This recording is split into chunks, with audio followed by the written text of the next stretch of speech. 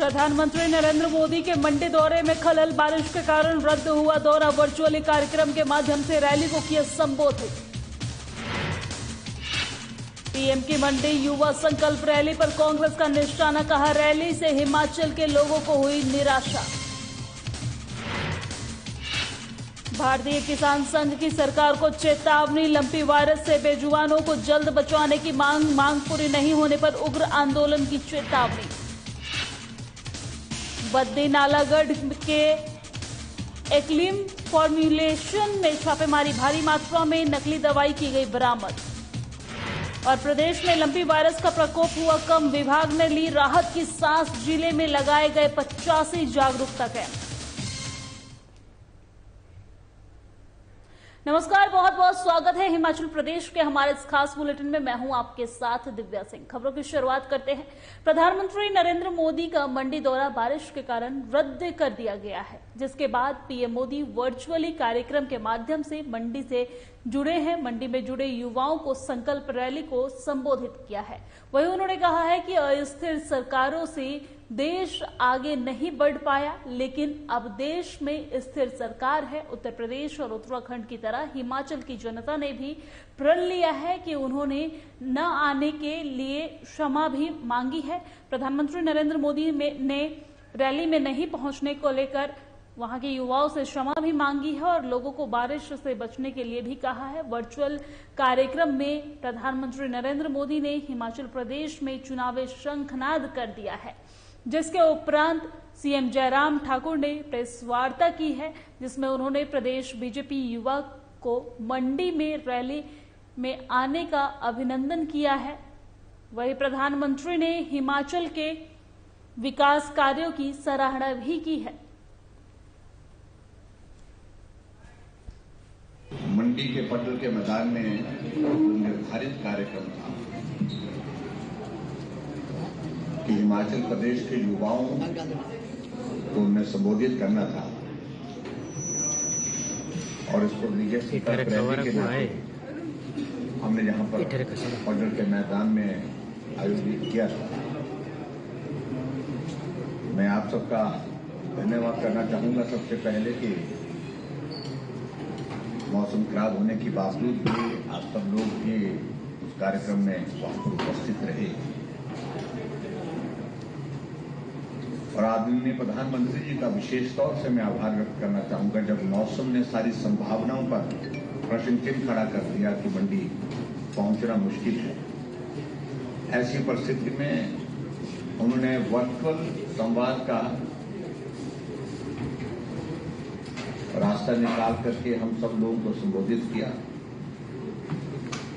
और हिमाचल प्रदेश के युवाओं को उत्साहित किया, प्रोत्साहित किया। और कांग्रेस ने प्रधानमंत्री की मंडी युवा संकल्प रैली पर निशाना साधा है और कहा है कि मोदी की मंडी युवा संकल्प रैली से एक बार फिर से हिमाचल के लोगों को निराशा ही हाथ लगी है। प्रधानमंत्री हिमाचल को दूसरा घर कहते हैं, इसलिए हिमाचल के लोगों को उनसे उम्मीद थी, लेकिन आज भी प्रधानमंत्री नरेंद्र मोदी ने जुमलेबाजी के अलावा प्रदेश को कुछ भी नहीं दिया है। महंगाई, बेरोजगारी का प्रधानमंत्री ने कहीं जिक्र तक नहीं किया है। कांग्रेस उपाध्यक्ष नरेश चौहान ने कहा है कि 2017 के चुनावों से पहले 69 नेशनल हाईवे देने का केंद्र सरकार ने ऐलान किया था, एक भी नेशनल हाईवे नहीं बना है। माननीय प्रधानमंत्री जी ने आज हिमाचल का दौरा करना था और युवा संकल्प रैली का जो है उन्होंने संबोधित करना था, लेकिन वो नहीं आ सके। हमें इस बात की निराशा है कि एक उम्मीद थी लास्ट बार कि 8 बार वो पहले आ चुके हैं। हर बार निराशा लगती है और इस बार भी आप समझिए कि निराशी हुए हिमाचल प्रदेश की जनता।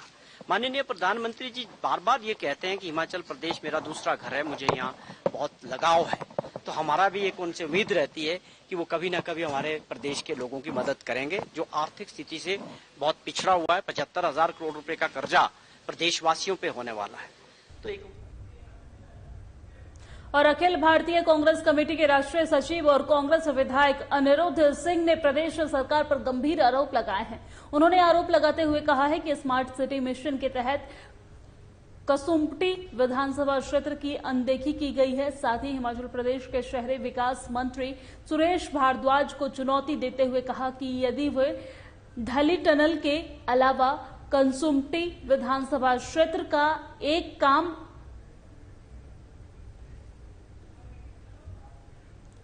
गिना दे तो वह आने वाले विधानसभा चुनाव नहीं लड़ेंगे। विधायक हैं और उनका झुकाव केवल मात्र शहर तक ही सीमित है। मंत्री जो होता है उसका झुकाव जो है पूरे स्टेट की ओर रहना चाहिए, यूडी मिनिस्टर को। और उन्होंने क्या केवल मात्र शिमला शहर के अंदर जो है जोर मारा है। कसुम्पटी विधानसभा क्षेत्र के अंदर स्मार्ट सिटी के तहत केवल मात्र जो एक विकास नगर में जो उन्होंने वॉकवे बनाया है और एक लिफ्ट बनाई है, और मैं भी नहीं समझता कि उसका किराया अगर 50 रुपए रखेंगे, जो की बात आ रही है कि 50 रुपए उसका किराया रखा जाएगा, 50 रुपए में उसमें कोई भी नहीं जाएगा। That is wastage of public money. Shimla से आपको खबर बता रहे हैं, जहां विधायक अनिरुद्ध सिंह ने आरोप लगाए हैं। उन्होंने सरकार पर आरोप लगाए हैं, विकास के लिए सरकार के पास कोई विजन नहीं है। इसका आरोप अनिरुद्ध सिंह विधायक ने सरकार के ऊपर लगाए हैं।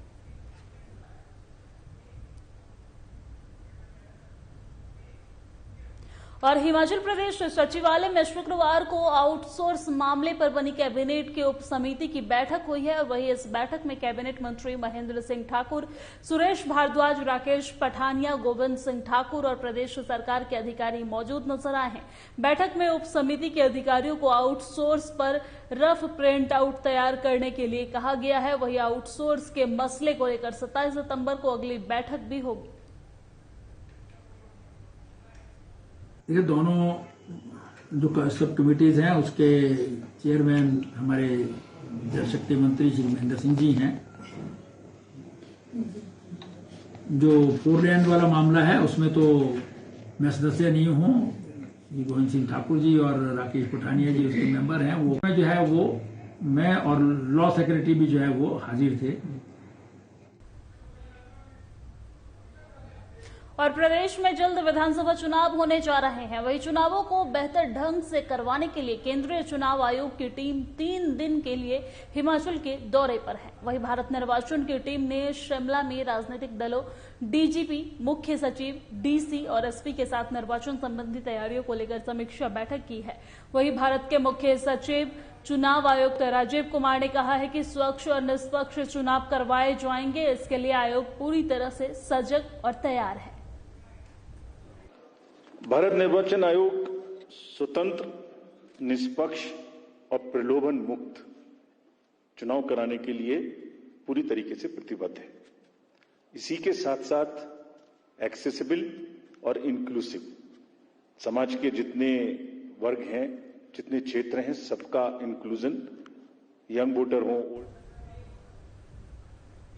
और डलहौजी विधायक आशा कुमारी ने अपने क्षेत्र के युवाओं की मदद करने के लिए एक अनूठे आइडिया 10 लाख का अभियान की शुरुआत की है। वहीं मीडिया को संबोधित करते हुए आशा कुमारी ने बताया कि डलहौजी के उन युवाओं को लाखों के नगद इनाम दिए जाएंगे जो डलहौजी विधानसभा क्षेत्र में अधिक से अधिक रोजगार के अवसर पैदा करने वाले सबसे उत्तम आइडिया जो है वो देंगे।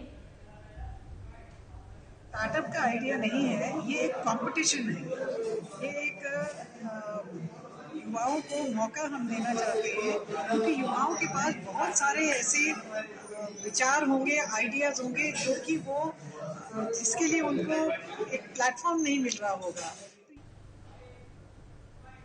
और मेरे साथ हिमाचल प्रदेश की खबरों में फिलहाल इतना ही। मुझे दीजिए इजाजत। नमस्कार।